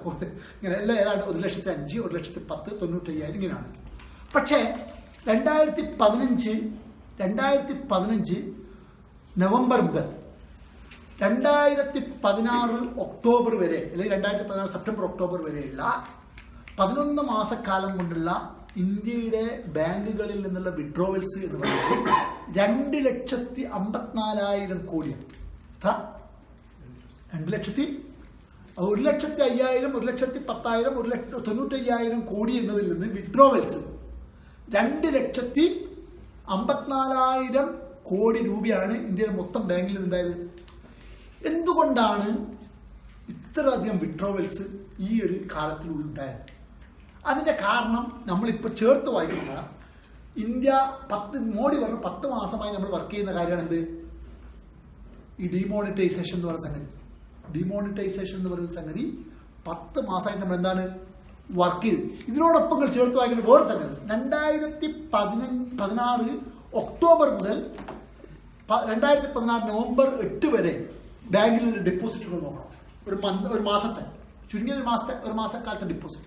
ആ ഒരു മാസക്കാലത്തെ ഡെപ്പോസിറ്റും എന്താണ് ഒരു ഔട്ട്ലെയർ, സ്റ്റാറ്റിസ്റ്റിക്കലി സ്പീക്കിംഗ് എന്താണ് ഒരു ഔട്ട്ലെയർ. അതായത് അതുവരെയുള്ള മാസങ്ങളിലുള്ള ഡെപ്പോസിറ്റ് അല്ല, ഒരു ഭയങ്കരമായ ഡെപ്പോസിറ്റ് എന്തായിരിക്കുന്നത് ബാങ്കിലേക്ക് തിരിച്ചു വന്നിരിക്കുന്നത്. അപ്പോൾ ഇതൊക്കെ ചേർത്ത് വായിക്കുമ്പോൾ എന്താ നമുക്ക് മനസ്സിലാകുന്നത്? ചേർത്ത് വായിക്കുമ്പോൾ 10 മാസം മുമ്പ് തുടങ്ങിയ പ്ലാന് പുറത്തെന്തായിരിക്കുന്നു? ലീക്ക് ഔട്ട് ആയിരിക്കുന്നു. അല്ലെങ്കിൽ ഉദ്ദേശിച്ച ചില ആളുകൾ എന്തായിരിക്കുന്നു? അത് അപ്പോൾ അത് അറിയിച്ചപ്പോൾ സ്വാഭാവികമായി ബന്ധപ്പെട്ട കക്ഷികൾ എന്താവുന്നു? വ്യാപകമായി ബാങ്കിൽ നിന്ന് പിൻവലിച്ചിട്ട് രണ്ടായിട്ട് ചെയ്യുന്നു. ഒന്ന് റിയൽ എസ്റ്റേറ്റ് ആയിട്ടും അല്ലെങ്കിൽ ഗോൾഡ്. ഇപ്പോൾ ന്യൂസ് വന്നിട്ട് ഗുജറാത്തിൽ ബന്ധപ്പെട്ട ഒരാൾ 22 കോടിയുടെ ഗോൾഡ് വാങ്ങിയ ന്യൂസ് വന്നിട്ട്. ഇത് പ്രഖ്യാപിക്കുന്നതിന് തൊട്ട് മുമ്പ് 22 കോടിയുടെ ഗോൾഡ് ഒറ്റ ദിവസം കൊണ്ട് വാങ്ങിയത് വേറെ ആളെ കണ്ടിട്ട് ഒരു പത്രപ്രവർത്തകൻ റിപ്പോർട്ട് ചെയ്തിട്ട് വന്നിരിക്കുക. അപ്പോൾ ആ രൂപത്തിൽ എന്താകുന്നു? ഗോൾഡായിട്ടും റിയൽ എസ്റ്റേറ്റ് ആയിട്ടും ഒക്കെ വാങ്ങി കുറച്ച് കാശ് എന്താവും സൂക്ഷിക്കും. ഹാർഡ് മണി സൂക്ഷിക്കും. ഹാർഡ് മണി സൂക്ഷിക്കുന്നത് എന്തിനാണ്? ഹാർഡ് മണി സൂക്ഷിക്കുന്നത് ഒന്ന്, ഇത് ഈ പ്രശ്നം വരുമ്പോൾ ഈ പൈസ എന്താവാം? ഒരു അക്കൗണ്ടിൽ നിന്ന് പിൻവലിച്ച പൈസ അല്ലേ? അപ്പോൾ അക്കൗണ്ടിൽ നിന്ന് പിൻവലിച്ച പൈസ അത്ര തന്നെ എടുക്കുന്നു, വീണ്ടും അക്കൗണ്ട് ഇടാലോ. അപ്പോൾ ആ പൈസ വീണ്ടും എന്താകാം? ഈ പൈസ ബ്ലാക്ക് മണി ഉള്ള ആളുകൾക്ക് വിറ്റിട്ട് കൂടുതൽ പൈസ ആക്കാൻ സാധിക്കും. ഓക്കെ. അതോടൊപ്പം ബ്ലാക്ക് മണി ആയിട്ടുള്ള സംഗതികൾ, ബ്ലാക്ക് മണി ആയിട്ട് ഈ ബന്ധപ്പെട്ട കക്ഷികൾ ബ്ലാക്ക് മണി ആയിട്ടുള്ളത് എത്രയും പെട്ടെന്ന് എന്താവുന്നു? ബാങ്കിലേക്ക് ഒക്ടോബർ മാസത്തിൽ എന്താവുന്നു? ഡിപ്പോസിറ്റ് ചെയ്യപ്പെടുകയും ചെയ്യും. ഈ രണ്ടും കൂടിയിട്ടുള്ള പ്രതിഭാസം മാത്രമേ ഈ പറഞ്ഞ സംഗതി എന്താവുകയുള്ളൂ? സാധൂകരിക്കുള്ളൂ. ഈ 2015 നവംബർ മുതൽ 2016 ഒക്ടോബർ വരെ 2,54,000 കോടി രൂപ വിഡ്രോ ചെയ്യപ്പെട്ടതിൻ്റെയും അതുപോലെ തന്നെ 2016 ഒക്ടോബർ മുതൽ നവംബർ 8 വരെ ഇത്രയധികം ഡെപ്പോസിറ്റ് ഉണ്ടായതിനും ഇത് മാത്രം എന്താകാൻ പറ്റൂ? ന്യായമായിട്ട് കാണാൻ പറ്റും. അപ്പോൾ സ്വാഭാവികമായി നമ്മൾ മനസ്സിലാക്കുന്നത് ഈ ഒബ്ജക്റ്റീവിൽ ഒന്ന്, ബാങ്കുകൾ ലിക്വിഡിറ്റി ക്രഞ്ച് അനുഭവിച്ചു. ഞാൻ നേരത്തെ പറഞ്ഞത് ലിക്വിഡിറ്റി ക്രഞ്ച് അനുഭവപ്പെട്ടപ്പോൾ ജനങ്ങളേക്കുള്ള ക്യാഷ് മുഴുവൻ എന്താവണം? ബാങ്കുകളിലേക്ക് എത്തിക്കാൻ വേണ്ടി ഒരു സമീപനം. അതാണ് രണ്ടാമത്തെ ഒബ്ജക്റ്റീവ്. അപ്പോൾ എല്ലാവരും എന്താണ്? ബാങ്കിൽ ഡെപ്പോസിറ്റ് ചെയ്യാൻ വേണ്ടിയിട്ട് ക്യൂ നിൽക്കുന്നു. 5 ലക്ഷം കോടി ബാങ്കിൽ എന്തായിരിക്കുന്നു? എത്തിയിരിക്കുന്നു. ജനങ്ങൾക്ക് വിഡ്രോ ചെയ്യുന്നിടത്ത് ഒരു ക്യാപ്പ് ഇടുകയും ചെയ്തിരിക്കുന്നു. നമ്മുടെ പൈസ നമ്മൾ പിൻവലിക്കുന്നതിന് നമുക്കെന്ത് ക്യാപ്പ് ഇടുകയും. അപ്പോൾ സ്വാഭാവികമായി ലക്ഷ്യം എന്താണ്? ബാങ്കിൽ പരമാവധി പൈസ എത്തിക്കണം. മൂന്നാമതൊരു ലക്ഷ്യം നമ്മളെല്ലാ വർഷവും കാണണം. ഒന്ന്, പൊളിറ്റിക്കലായിട്ട് ഇലക്ഷൻ ഇതാക്കുക. 2, ലിക്വിഡിറ്റി ഇതുകൂടി ഈ 4 ലക്ഷം കൂടി പറഞ്ഞിട്ടാക്കുക. 2, ലിക്വിഡിറ്റി ക്രഞ്ചിൽ നിന്ന് ബാങ്കുകൾ എന്താകുക? രക്ഷിക്കുക. മൂന്നാമത്തെ ലക്ഷ്യം പൊളിറ്റിക്കൽ ഗിമിക്ക്. പൊളിറ്റിക്കൽ ഗിമിക്ക് എന്ന് പറഞ്ഞാൽ മുപ്പത് വന്ന എന്തുമായിട്ടാ വന്നത്?